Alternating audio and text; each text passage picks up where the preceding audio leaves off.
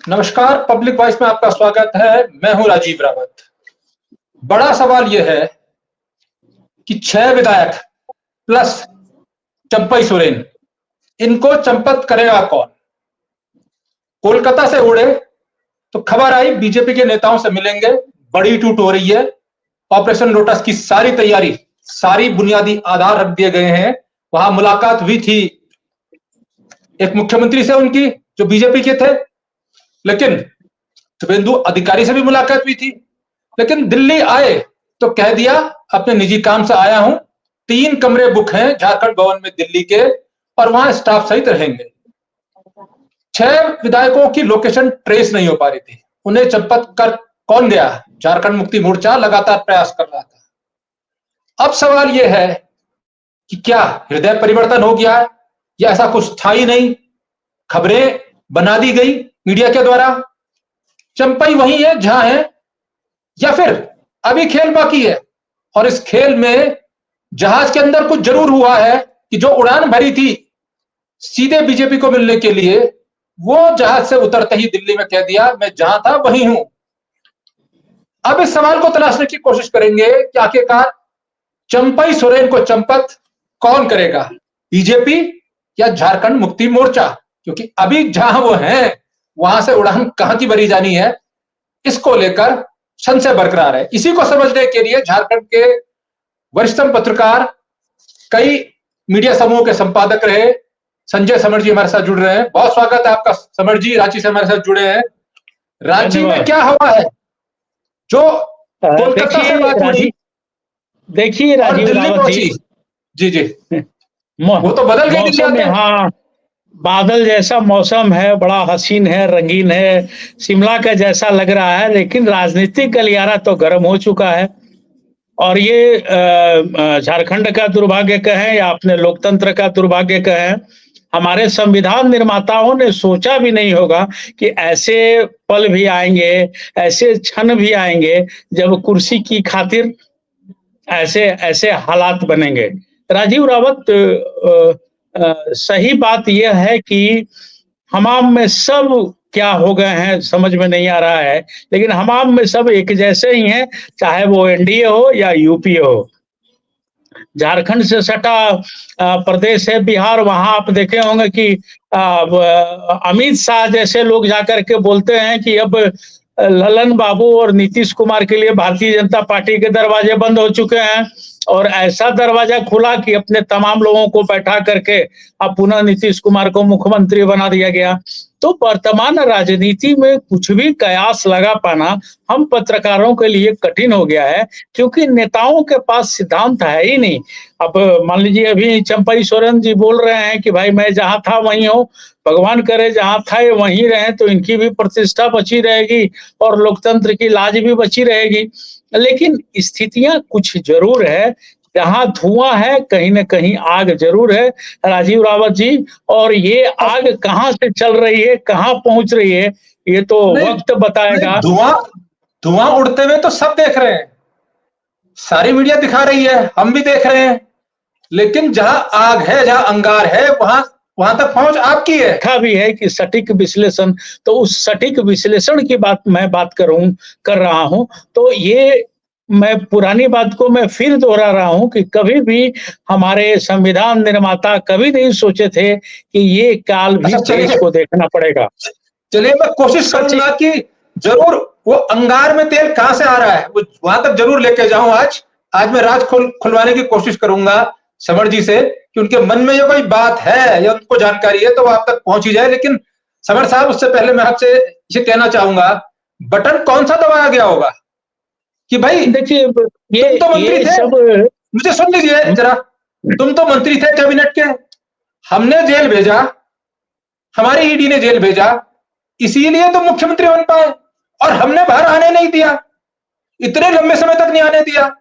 चुनाव प्रचार के लिए अरविंद केजरीवाल को जमानत मिल गई, लेकिन इनको नहीं मिल पाई, हेमंत सोरेन जी को, इसलिए तुम्हारी कुर्सी बरकरार रही। हम तो चाहते थे तुम ही मुख्यमंत्री रहो, तो इसलिए सॉफ्ट कॉर्नर वाला बटन ये वाला दबा होगा कि चंपई सोरेन को लगा होगा हाँ भाई सीएम बना तो बीजेपी की बदौलत, क्योंकि अगर हेमंत सोरेन जेल नहीं जाते तो वो कैबिनेट मंत्री ही रहते। देखिए राजीव रावत, मैं बता दूं कि चंपई सोरेन जी जेएमएम के एक वफादार सिपाही यहाँ माने जाते हैं और लोग कहते भी हैं। ऊपर से कहीं न कहीं से गुरुजी शिबू सोरेन के रिश्ते रिश्ते में आते हैं, तो स्वाभाविक बात है कि हेमंत सोरेन के भी रिश्तेदार हो गए। जेएमएम के आंदोलनकारी में से आते हैं, मजदूर नेता हैं, मजदूरों की बात समझते हैं, मजदूरों की भाषा समझते हैं। लेकिन अभी मैंने कहा ना कि राजनीति में अभी जो चाल लोग चल रहा है, तो शतरंज के मोहरे चलना भी अभी सब कोई फेल हो जा रहा है। उसमें कुछ बता पाना थोड़ा-सा कठिन हो जा रहा है, किसी पत्रकार के लिए, चाहे आप हो, चाहे हम हो, चाहे किसी की बात मैं जी। बता रहा हूँ। क्योंकि अब सिद्धांत तो है नहीं, सीधे-सीधे कुर्सी दिखलाई दे रही है और स्थितियाँ ऐसी बन गई है या बना दी गई है कि अब तो भाई किसी तरह लूट लेने वाली बात हो जा रही है। चाहे जेएमएम लूटे, एनडीए लूटे या यूपीए लूटे, सीधी-सी बात मैं बता रहा हूँ। मैंने बिहार का उदाहरण दिया, इसके पहले आप महाराष्ट्र का भी देख सकते हैं। झारखंड के लिए कोई नई बात नहीं है, हमेशा विधायक बाहर जाते रहे हैं और अभी तो जी, जी। झारखंड भाजपा में कहें या झारखंड एनडीए में कहें, पूर्व मुख्यमंत्रियों की भरमार हो गई है। बाबूलाल मरांडी हैं, अर्जुन मुंडा हैं, मधु कोड़ा जी हैं, रघुवर दास जी रहे हुए हैं। हालाँकि रघुवर दास जी अभी उड़ीसा के गवर्नर हो चुके हैं, तभी तो कमोबेश कोड़ा जी भी ऐसा लगता है कि जब उनकी पत्नी आ गई तो वो भी आ ही जाएँगे। हालाँकि चुनाव प्रचार लेकिन के दरमियान मधु कोड़ा घूम ही रहे हैं। तो अब ये पूर्व मुख्यमंत्रियों का जमावड़ा भाजपा अगर बनाना चाहती है तो अब उसमें कुछ कहना बड़ा कठिन है। दूसरी बात मैंने बता दूँ कि ये सारे डील राज्य की राजनीति से या राज्य के नेताओं से नहीं होता है। भारतीय जनता पार्टी की जो बातचीत हमें जो समझ में आ रही है, ये केंद्र के लोग ही इस पर निर्णय ले पाते हैं और वहीं से सारा पासा चलता लेकिन है। इसी लेकिन से ये लेकिन कहना जरा जरा कि सुनो आग तो, जो हम है तो समझने की कोशिश कीजिए और हमें समझाइए कि जो बीजेपी शपथ नहीं होने दे रही थी, जब रिजाइन कर दिया था हेमंत सोरेन ने, उसके बाद ये राज्यपाल के यहाँ चले गए थे दोनों रिजाइन करते, वो रिजाइन लेके गए, इनको नए नेता के होने की सूचना दी और इनकी शपथ के लिए कितना प्रयास किया कि शपथ रुक जाए और उसके बाद कोशिश की जाए तोड़ने की। उसके बाद किसी तरह जब पूरे देश में बहस शुरू हो गई और बीजेपी नहीं कर पाई जुगाड़, उसके बाद जाकर इनकी शपथ हुई। इनको सीएम बनाने के लिए कितने हर्डल्स लगाए गए, राजभवन तैयारी नहीं हुआ और अंततः जाके राजभवन ने उसकी इनकी शपथ कराई। उसके बाद तब भी इनको बहुमत परीक्षण तक अपने विधायकों को दूर लेकर जाना पड़ा, पहले बसों से रांची एयरपोर्ट और फिर वहां से अन्य राज्यों में।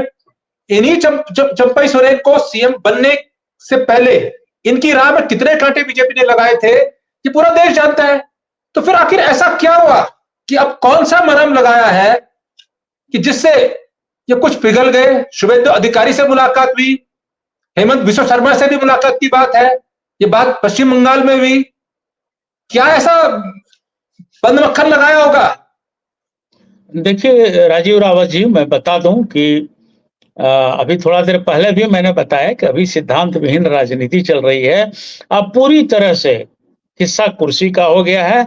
साम दाम दंड भेद जो अपना लीजिए, इन केन प्रकरण उसको हासिल करने का है और ये उसी राह पर सब चल रहा है। और अभी मैंने तुरंत बोला कि हमाम में सब वही हैं। ऐसा नहीं है कि एनडीए बहुत अच्छा है और यूपीए जो है वो एकदम दूध का नहाया हुआ है। टूटना है, ये लोग टूट रहे हैं और जेएमएम का टूटना कोई बड़ी बात नहीं है। इसके पहले भी टूटा हुआ है। सांसद रिश्वत कांड को भी आप याद करें तो उसमें भी ऐसा हुआ है और जनहित, राष्ट्रहित और समाज हित को दरवाजे अच्छा, पर रख चलिए, करके किसी दल के ठीक है, नेता हो ठीक है, ये ठीक है। काम कर रहे हैं। अब आपने चहलकदमी की थी बीजेपी मुख्यालय में, आज भी संभवतः आपसे थोड़ी देर पहले आप बीजेपी मुख्यालय में गए थे वहां की टो लेने के लिए। कल आप मेरी आपसे बात भी थी, आप बीजेपी मुख्यालय से ही आपने मुझे इंटरव्यू दिया था। थोड़ा बताइए ना कि अचानक जो लगातार बुराई कर रहे थे इनकी नीतियों की बीजेपी के नेता, अचानक प्रदेश अध्यक्ष से लेकर सब इनके कार्यकाल, इनके भलेपन, इनकी अच्छाइयों की तारीफ करने लगे। इन्हीं को मुख्यमंत्री रहना चाहिए था। जब सुर बदले हैं तो कितने सुर बदले हुए बीजेपी के? क्योंकि अब तो मीडिया में भी आने लगा है, इनके पक्ष में देखिए बयान आने ऐसा लगे, है, अचानक तो नहीं हो सकता। ऐसा है, ऐसा है राजीव रावत जी कि जो लोग जिस पार्टी के लिए रहते हैं उस सिद्धांत और उस नीति पर चलना जान जाते हैं। मान लीजिए आप हेमंत बिश्व शर्मा की ही बात करें, तो वो तो थे कांग्रेस में, लेकिन भारतीय जनता पार्टी आ गई, तो उसके जो नीति सिद्धांत है उसको पकड़ करके चलते हैं। तो राजनीति का एक अलग का ये विषय ही होता है कि जिस पार्टी में आप रहें, उस पार्टी का जो नीति है, जो सिद्धांत है, जो नियम है, उस पर हम लोग चलें। आपने सही कहा कि जब चंपई सोरेन जी मुख्यमंत्री हुआ करते थे तो एनडीए उनका विरोध किया करता था। तो अब की स्थिति यही है कि सिर्फ विरोध के लिए ही विरोध होता है। अब सत्ता पक्ष मतलब सत्ता पक्ष हो गया है, विपक्ष मतलब विपक्ष हो गया है, तो इसलिए इनका विरोध होता था। अगर ये आ जाएंगे, अब आप यहाँ से उठा सकते हैं अन्नपूर्णा देवी को। अन्नपूर्णा देवी राष्ट्रीय जनता दल में थी, जब भारतीय जनता पार्टी में आई तो आने से पहले प्रदेश कार्यालय में घुसने से पहले उन्होंने मत्था टेका, मत्था टेक करके प्रणाम किया, उसके बाद वो प्रवेश की। तो कोई भी राजनीतिक दल, चाहे भारतीय जनता पार्टी से लोग कांग्रेस में जाए या कांग्रेस वाले भारतीय जनता पार्टी में आए, एक सिद्धांत होता है, अच्छा, उस ये तो सिद्धांत बता को दीजिए, आगे बढ़ाना इनका 6 काम विधायक बनता और है। हैं, 6 विधायक और हैं, उनकी पूरी हाँ, विधानसभा के लोग अपने कामों के लिए फोन कर रहे हैं, तो बात नहीं हो पा रही है। झारखंड मुक्ति मोर्चे वाले बात करना चाह रहे हैं तो ट्रेस नहीं हो पा रहे हैं। आपकी बात नहीं उन 6 विधायकों से, कहां हो? इस पर जेएमएम की जो जेएम जो है, इसके जो पार्टी है, जेएमएम पार्टी है, इनके वरिष्ठ नेताओं को खुल करके आना चाहिए। अपने विधायक कहाँ है उसके बारे में उनको बताना चाहिए। तब जनतंत्र की बात होती है, लोकतंत्र की बात होती है, हमारे देश की बात होती है, हमारे झारखंड की बात होती है, तब हमारी बात होती है। तो ये तो मैंने कहा ना कि हम ये कभी नहीं समझ पाए कि ये हालात स्थित होंगे। इन लोगों को आत्मविश्वास से लवरेज होना चाहिए। जनता के बीच में, चाहे एनडीए हो या यूपीए हो, जो जनता से वादा कर करके आए हैं वैसा काम होना चाहिए। ये तो पार्टी की पार्टी मर्ज कर जा रही है, फुल पार्टी ही मर्ज कर जा रही है, तो उसका क्या कहेंगे? अच्छा ये अब बताइए, ये जो विषय है राजीव अच्छा ये रावत जी, बताइए देखिए अभी जो जी, विषय जो आप उठाए हैं या जो चल रहा है, ये तो बातें होती किसी सिद्धांत की होने पर नहीं होती ना भाई। कौन पार्टी है जहां खिचड़ी नहीं हो पाया है, अच्छा आप चलिए, बता दें। चलिए ये तो समझाइए जरा कि जब जेल जाने की नौबत आने वाली थी तो प्री तैयारी कर ली गई थी, और हेमंत सोरेन जिनकी पत्नी के लिए एक विधायक ने रिजाइन भी कर दिया था, सीट खाली कर दी थी ताकि वो सीएम बने और विधायक भी बन सके, और सारी संभावना यह थी कि मुख्यमंत्री वो बनेंगी। और आखिरी दौर में यह हेमंत सोरेन ने निर्णय किया, गुरुजी ने निर्णय किया और बागडोर सौंपी चंपई जी को। नतीजा यह मुख्यमंत्री बने, बगैर एक उफ के वो मुख्यमंत्री बन गए। और जिस दिन जमानत मिल गई हेमंत सोरेन जी को, बगैर एक उफ किए उन्होंने बड़ा दिल दिखाते हुए मुख्यमंत्री का पद भी छोड़ दिया। कुर्सी पे थे, अपने लॉबिंग कर सकते थे, लेकिन लड़ते रहे चुनाव में भी, और उसके बीच हर बार लुटस की बात भी तो विधायकों को भी बचा के रखा जब तक कि वास्तविक जो हकदार था सीएम की कुर्सी का वो जेल से बाहर ना आ जाए। अचानक क्या हुआ, क्या लॉलीपॉप दिया गया होगा, क्योंकि जब इन्होंने रिजाइन किया मुख्यमंत्री के पद से, उस दिन उनके पास एक बार फिर से डिप्टी सीएम या कैबिनेट मंत्री बनने का अवसर था। हेमंत मंत्रिमंडल में उनके पास यह भी अवसर था कि विधानसभा अध्यक्ष को मंत्री बनाते और वो विधानसभा अध्यक्ष बन जाते। उनके पास अवसरों की कमी नहीं थी। और अगर आप 6 विधायक 7 विधायक के साथ जाते हैं तो सरकार नहीं बनती है, बहुमत तब भी नहीं आ रहा है, और 6-7 विधायक को लेके जाएंगे तो विधायकी जाएगी। तो आज की तारीख में अगर बगावत करते हैं तो वो सीएम बन पाए या मंत्री बन पाए बीजेपी या एनडीए से, ये संभव लगता नहीं। चुनाव के बाद हो सकता है। तो आज लॉलीपॉप क्या दिया गया हो? राज्यसभा, भारत सरकार में मंत्री पद, किसी राज्य का राज्यपाल, कौन सा लॉलीपॉप दिया होगा? राजीव रावत जी, मैं बता दूं कि चंपई सोरेन जी आज भी अपने झारखंड के कैबिनेट मंत्री हैं। इनके पास उच्चतर शिक्षा है और ये अच्छा, ये मेरी जानकारी से ये पार्टी के लिए वफादार भी माने जाते हैं, इसलिए कि हेमंत सोरेन जी की जो कुर्सी थी वो उस पर ये बैठे हुए थे। लेकिन शायद इन लोग के आपस की बातें होती थी या होता होगा, जैसे ही हेमंत जी आए तो इन्होंने कुर्सी खाली कर दिया। ये पहले भी हुआ है, ऐसा नहीं कि नहीं हुआ है। इसके पहले जो सरकार थी, भानु प्रताप शाही के पिताजी मंत्री बने थे। भानु प्रताप शाही उस वक्त जेल में थे। जैसे ही भानु प्रताप शाही बाहर आए, उनके पिताजी ने कुर्सी छोड़ दिया, रिजाइन कर दिया। वो उस विचारधारा के थे कि गवर्नर के यहाँ रिजाइन किए और टेम्पू पकड़ करके घर आए, सरकार की कोई सुविधा उसी वक्त तत्काल उन्होंने वापस कर दिया था। तो ये लोकतंत्र का अपना एक गरिमा है या वो चीजें हैं। तो इन्होंने ईमानदारी पूर्वक कुर्सी छोड़ दी। आपने सही कहा कि इनको विधानसभा अध्यक्ष बनाया जा सकता था। तो एक कंप्लीट जेएमएम का अंदरूनी मामला बनता है और ये लोग कैसे करते हैं, क्या करते हैं, किसको मना लेते हैं, किसको बना लेते हैं, ये इन लोगों का अपना यूपीए या महागठबंधन का अपना मामला बनता है। इसमें कोई बाहर से कैसे इंटरफेयर कर सकता है। और मुख्यमंत्री ऑपरेशन लोटस की आधारशिला क्या होगी? मैं पूरा कर ले रहा हूँ। और ये आधार फिर क्या होगी? राज्यसभा का पद, भारत सरकार में मंत्री, किसी राज्य में राज्यपाल, या अगले चुनाव में बीजेपी और एनडीए की ओर से सीएम पद का चेहरा? अब अभी तक तो जो इनकी बातें आ रही हैं कि मैं जहां हूं वहीं हूं, मैं न तो अभी एनडीए में गया हूं और जो उन्होंने कहा मैं वहीं हूं अभी पर अभी वहीं हूं, इन्होंने जो कहा तो अभी तो वही है। तो जब तक ये कुछ कह नहीं पाते तब तक इस विषय पर कैसे हम लोग बात कर सकते हैं या क्या बोल सकते हैं?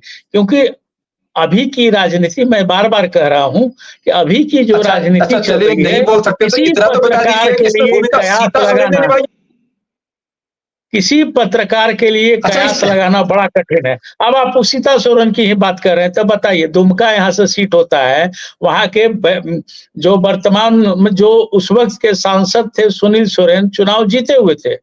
पार्टी ने उनकी घोषणा भी कर दी थी कि भाई सुनील सोरेन ही चुनाव लड़ेंगे, नाम भी आया हुआ था, लेकिन उनको बैठा के सीता सोरेन को टिकट दे दिया गया। तो इसमें क्या कयास लगा सकते हैं आप बताइए? आप भी पत्रकार हैं, आप भी काफी अनुभवी हैं। सोरेन परिवार में जो वर्तमान मुख्यमंत्री हैं, इनके बड़े भाई जो दिवंगत है, उनकी पत्नी, क्योंकि ये आपको मालूम है, देश को नहीं मालूम, उनकी पत्नी जो सीता सोरेन है, वो चुनाव से पहले चली गई थी बीजेपी में, अपने परिवार को छोड़कर, सोरेन फैमिली को छोड़कर, झारखंड मुक्ति मोर्चा को छोड़कर, अपने पति की विरासत को छोड़कर। इस बार क्योंकि सीधे इस परिवार के नहीं है चंपई सोरेन, लेकिन उन्हीं के साथ के संघर्ष के साथी हैं, राज्य निर्माण करने वाले दो योद्धा जो थे, गुरुजी और दूसरे योद्धा यही थे, उनके साथी हैं। उनका परिचय भी राज्य निर्माता के रूप में है। आखिर इसमें सेतु बनने का कौन बना होगा? सीधे एंट्री तो नहीं मिली होगी। चरित्र के भी ऐसे नहीं है कि राजनीतिक चरित्र हनन कभी इनका हुआ हो, दाएं बाएं करते नहीं है, बहुत अधिक लालची नहीं है, कहीं कभी इनकी महत्वाकांक्षा नहीं दिखी। मुख्यमंत्री थे तब भी बहुत सादे कपड़ों में रहते थे, सादा जीवन, उच्च विचार वाले हैं, खटिया में बैठकर अपना मंत्रालय चलाने वाले लोग भी हैं। गांव में बैठ के मंत्री जी खटिया में बैठ जाते हैं, फिर निर्देश देते हैं। मुख्यमंत्री के रूप में भी इन्होंने ऐसा किया। तो जो सेतु बना होगा, क्या सीता सोरेन को ही भेजा होगा? विभीषण बनकर घर पर आग लगे? मैं बताया, अभी पहली बात कहना थोड़ी जल्दीबाजी होगी, कोई बात कहना अभी थोड़ी जल्दीबाजी होगी। पत्रकार होने के नाते मैं बता रहा हूं, और कयास लगाना भी मुश्किल है, क्योंकि मैं तो एग्जाम्पल दिया ना कि तुरंत में कब पलटी कौन किधर मार जाएगा।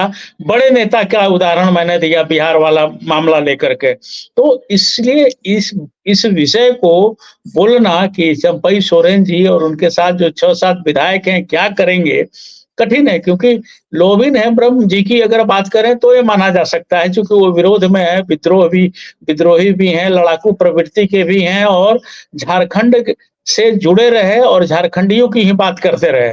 चंपई सोरेन जी की भी वही स्थिति है, लेकिन चंपई सोरेन जी शिबू सोरेन परिवार के रिश्तेदार हैं, शिबू सोरेन के रिश्तेदार हैं, ज्यादा दूर के नहीं, और इन पर लोगों बहुत भरोसा करते हैं।